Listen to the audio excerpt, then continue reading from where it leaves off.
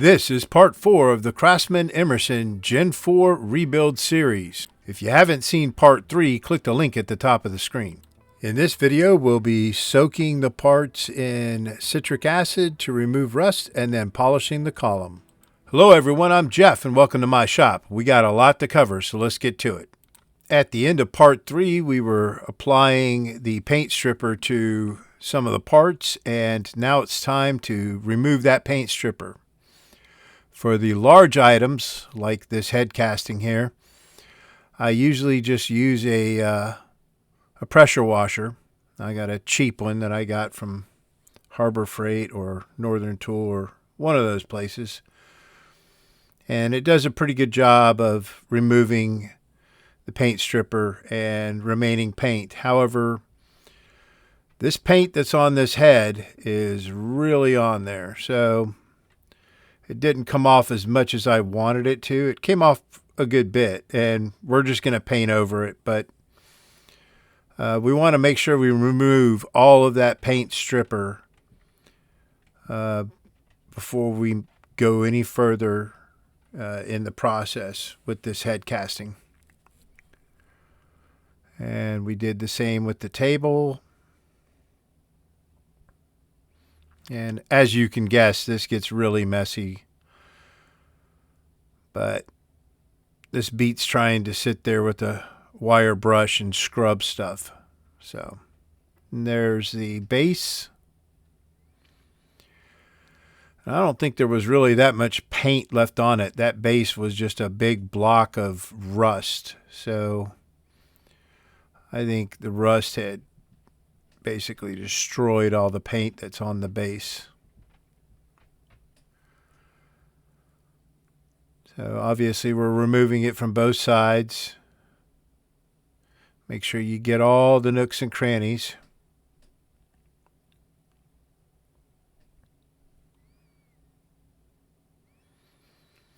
But this is super simple and super cheap.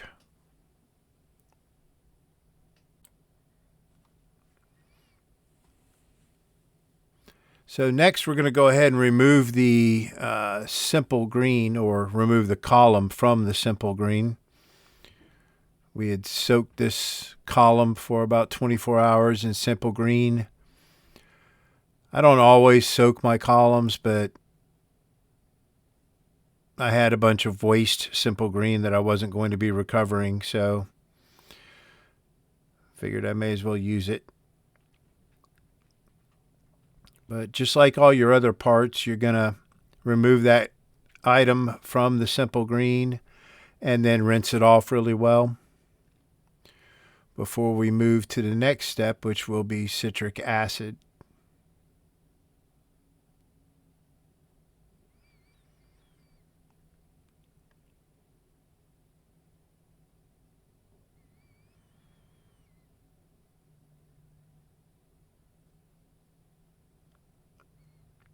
And this column is really rusted.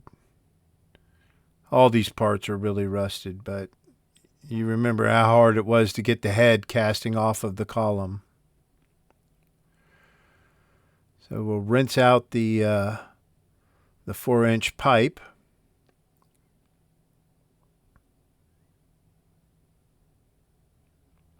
And then we'll put the column back inside there.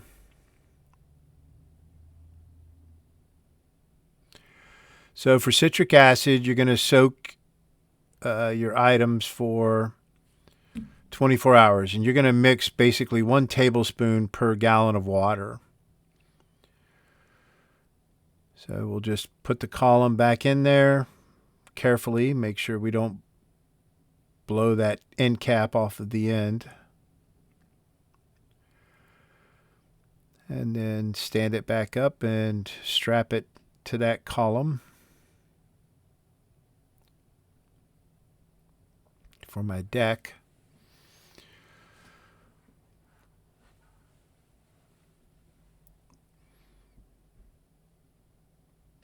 Now we know that this is roughly 5 gallons is how much this pipe holds. So we need 5 tablespoons roughly of citric acid.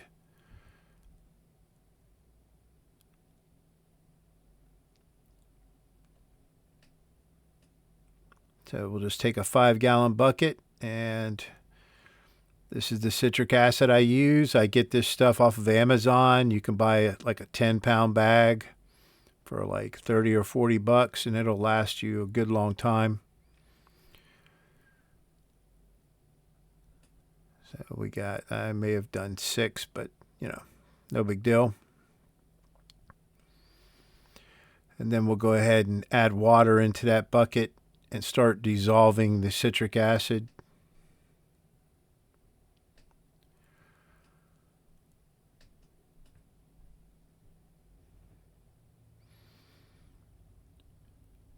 Once we've got that pretty dissolved, we can just pour that directly into the pipe. And if I haven't mentioned it before, you know, the citric acid is awesome because it's environmentally safe. This is food grade citric acid. You know, it's not going to hurt my dog if my dog decides to come out here and lick the ground or whatever. So might make his tongue sting a little bit, but no big deal. And when we're done with it, we can just dump it. We don't have to worry about any harsh chemicals, like if you're using one of your other rust removal products, like Evapo-Rust or something, which they say Evapo-Rust is environmentally safe too, but the citric acid is definitely food grade safe.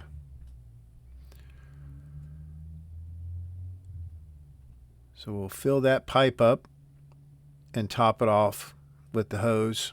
So these are the parts that are going to go in citric acid. So all of that is Zamek, and I don't like putting Zamek in citric acid, but we'll let it soak for about an hour. Everything else is going to be 24 hours soak. So everything else you see here is 24 hours.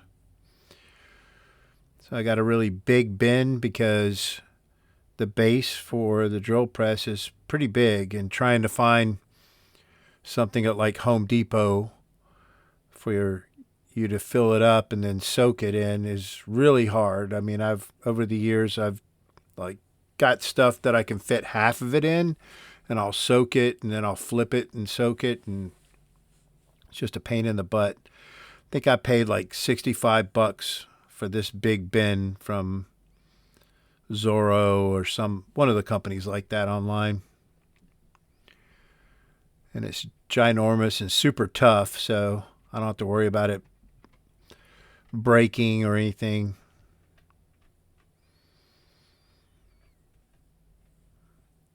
We'll just mix up that citric acid.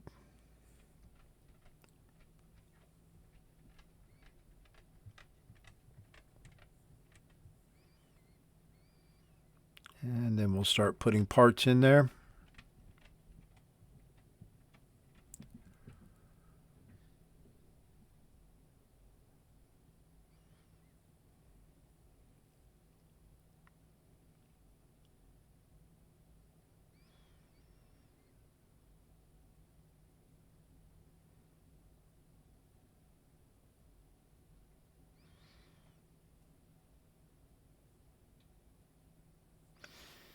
One thing to keep in mind is when you remove these items from the citric acid,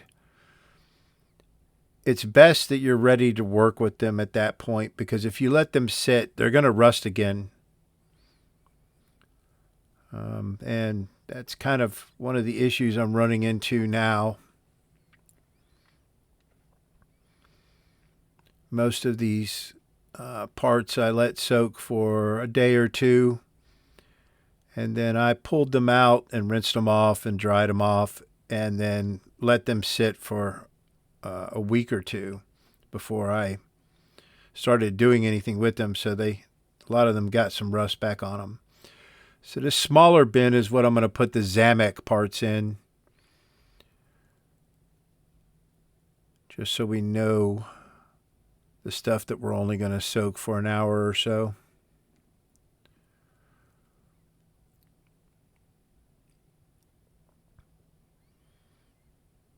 And the reason why I do that is because Zamek, it has a weird reaction to citric acid. develops kind of a white paste on the parts. I think it weakens the metal, but there's no evidence to that, and I'm not a scientist, so bottom line, I don't like soaking Zamek parts in citric acid. So like I said, the Zamek stuff, it'll get soaked for an hour, and then everything else 24 hours or more. The steel stuff, you can let that soak for a week if you want. It's not going to hurt anything. So once we've pulled it out, rinsed stuff off, and dried it off, everything you see here, I coated with WD-40, and that's just to keep it from rusting right now. All these parts are going to get cleaned up with a wire brush later. So there's your plastic parts that I cleaned in Simple Green and then rinsed off. And all this stuff here on this side of the table, we didn't put any WD-40 on any of this stuff because all of this is going to get painted. And as you can imagine, paint and WD-40 don't mix well.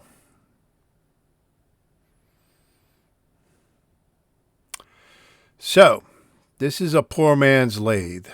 I've covered this a couple of times in other videos, but every once in a while I like to go ahead and just kind of go over it again because I get a lot of questions. So, basically I've got a board there that's got 4 casters on it.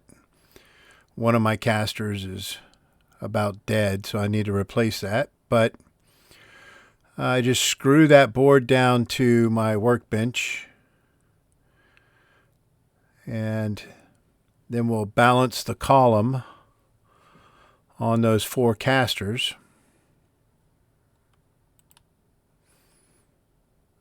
And next, I've got I think that's a 5/16 threaded rod. You can get that at Home Depot. I've got some nuts on each end of it. And those are wooden chair legs or furniture legs that I've cut down that I got from Home Depot. And I drilled a hole in the center of them. And basically, you insert the threaded rod, run it all the way through the column, let that tapered edge of the wooden furniture legs sit just inside the column, and then thread on a washer and some nuts on the other end. And I certainly could have built a much more permanent and elaborate setup, but I've kept it pretty simple like this for the past couple years now when I shoot a video, so that this is something that as long as you've got a drill and enough area to build something like this, you can do this. Anybody can do this.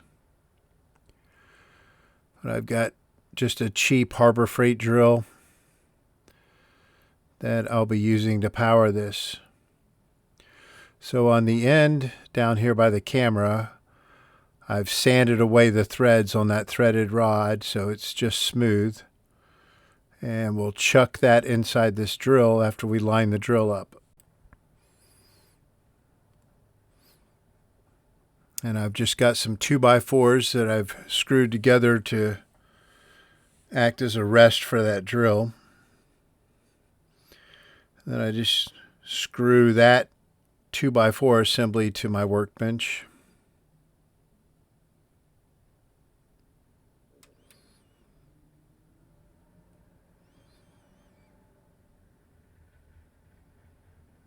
And then I've got some nylon webbing that I use to secure the drill where it is.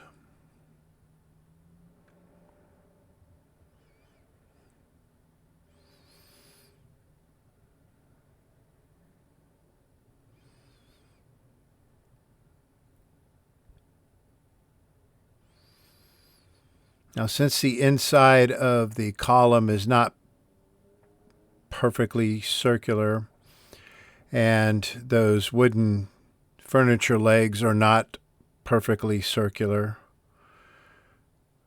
You're going to get some bounce and chattering, and you just got to kind of play with this until you get everything working together somewhat smoothly.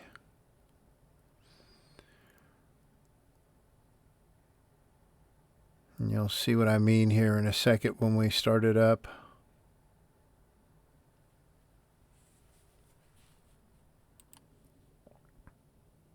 And you can see it's kind of bouncy there. So what I'll do is I'll loosen up the nuts on the end, let it spin once or twice, and then tighten them back down. And as I play with it, we're centering the wooden legs inside the column a little better.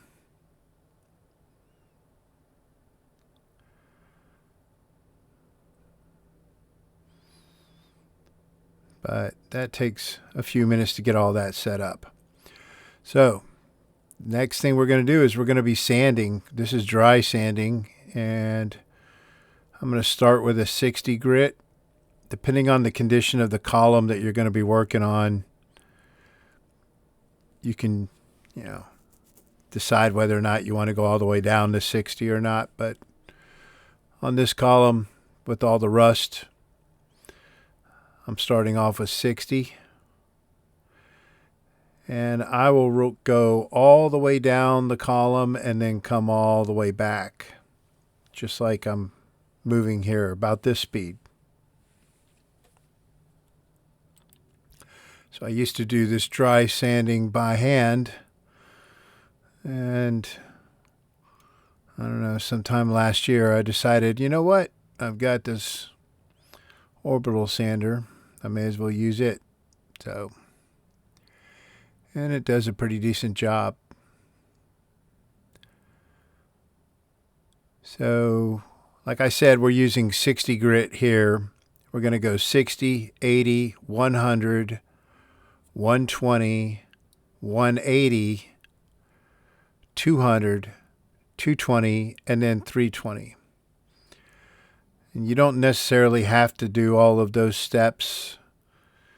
If you just do, I don't know, probably like 2 grits within each 100 group. So maybe like a 60 and an 80, and then a 100 and a 150, and then a 180 and a 220, and then just stop at 320.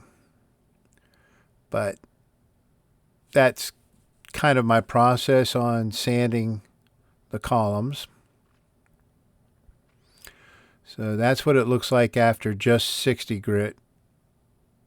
And that 80 grit got away from me.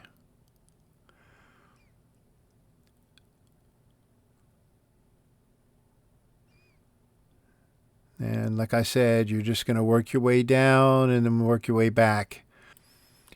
And each time you go up in grit on the sandpaper, you should be removing the sanding lines from the previous grit.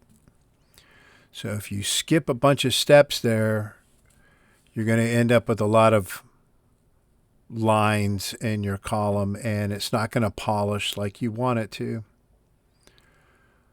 But yeah, it's not anything difficult, just time consuming and messy once you start the wet sanding. So this is the 320 and we're on our way back. So this is the final step in the dry sanding.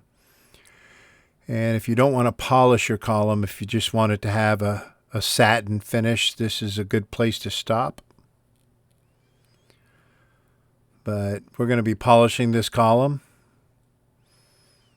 So we're going to keep going after this.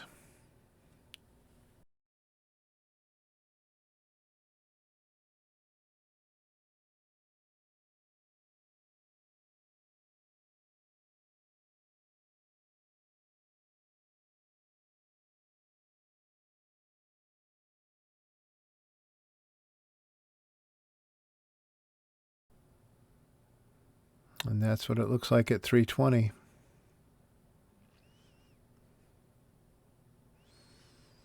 Not bad. That's about how they came from the factory. So next I'll be putting some towels under it, and we're going to be wet sanding.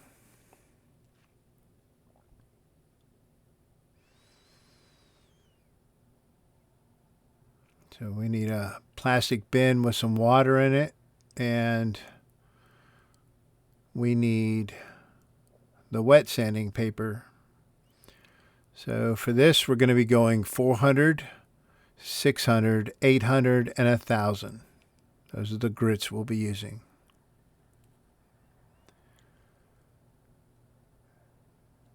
And I like to just go ahead and get those soaking ahead of time. Now, wet sanding is a little different than the dry sanding. We want to wet the column first.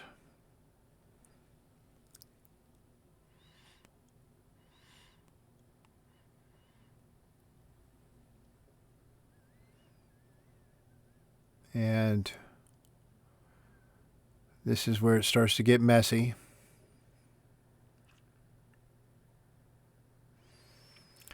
Then we're going to use the 400 grit. And we're going to go about 10 inches with the 400, and then we'll re-wet the sandpaper.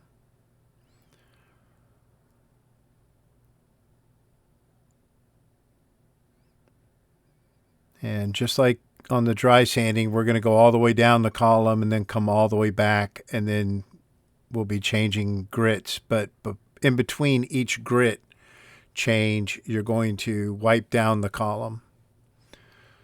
So like I said, 10 inches, re-wet the sandpaper. Be careful when you get near the casters so you don't get your fingers caught in between the column and the caster.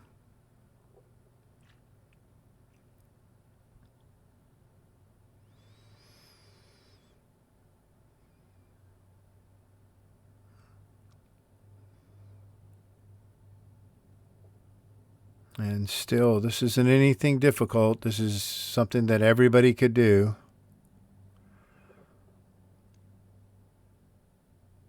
Just takes time and patience. So we're coming back. This is still 400 grit.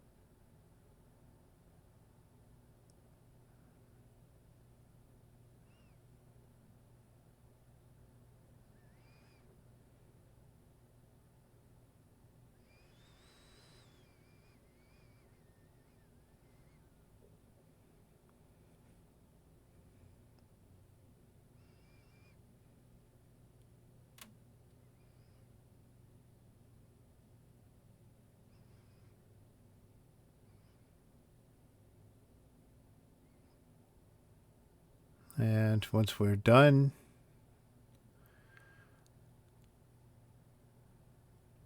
we can go ahead and rinse and clean the column. Now we're doing this between each grit to remove the previous grit that's left on the column. And if you don't do this, then even though I'm using 600 grit next, I'll be using still particles from the 400 grit, and it's just going to prevent the metal from shining. So rinsing the column between each grit is really important.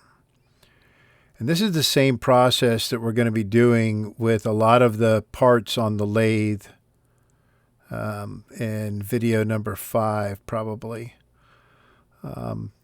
We'll have a lot of parts that we're going to dry sand and wet sand, smaller parts like the quill and the spindle.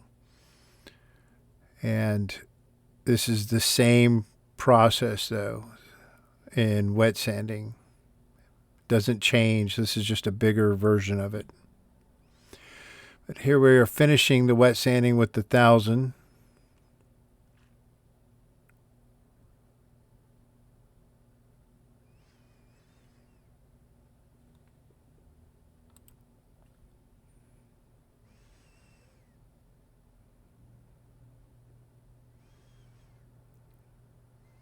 And you can see how shiny that column is already. And we could keep sanding up to, 3,000 grit if we wanted, but 1,000 works pretty good for what we're doing with these columns and with the other parts. So we'll rinse the column down one last time.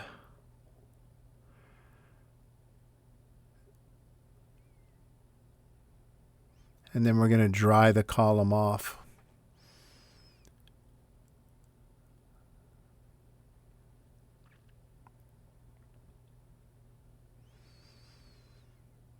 And once we've got it cleaned up and dry,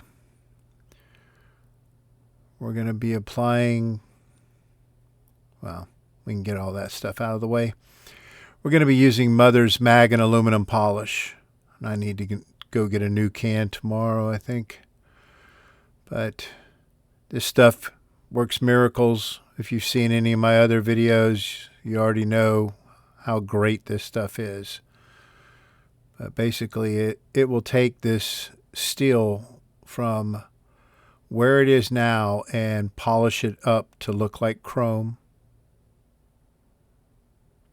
So we're just going to apply the polish all the way down the column.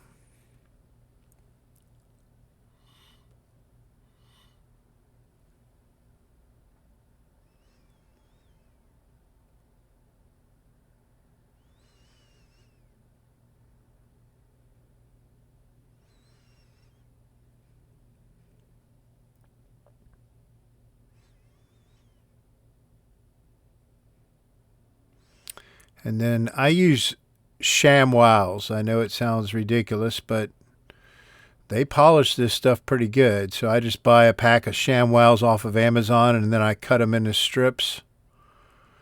And we're just going to run all the way down, flip the ShamWow over, and then come all the way back.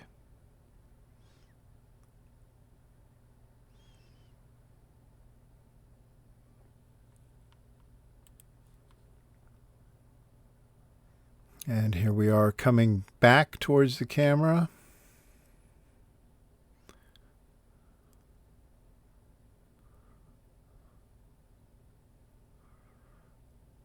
You can see how dirty that ShamWow got.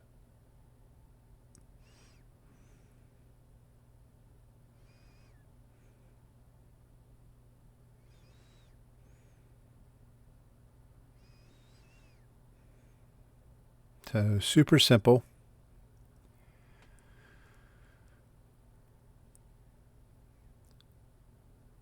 So the next step is we're going to disassemble the poor man's lathe and remove the column and then place it on a towel. And then we'll use the ShamWow to clean up the areas where the casters were riding on the column.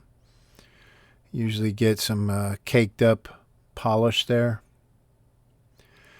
And then the next step is we're going to apply some Johnson's paste wax to the column. They don't make this anymore, so really just any floor paste wax that you can get will do the job, but I still have Johnson's and I really like it, so it's hard to believe that their flagship brand and they're no longer making it. That just makes no damn sense to me. But we're just going to apply the paste wax all the way down the column again, and then we're going to buff it by hand.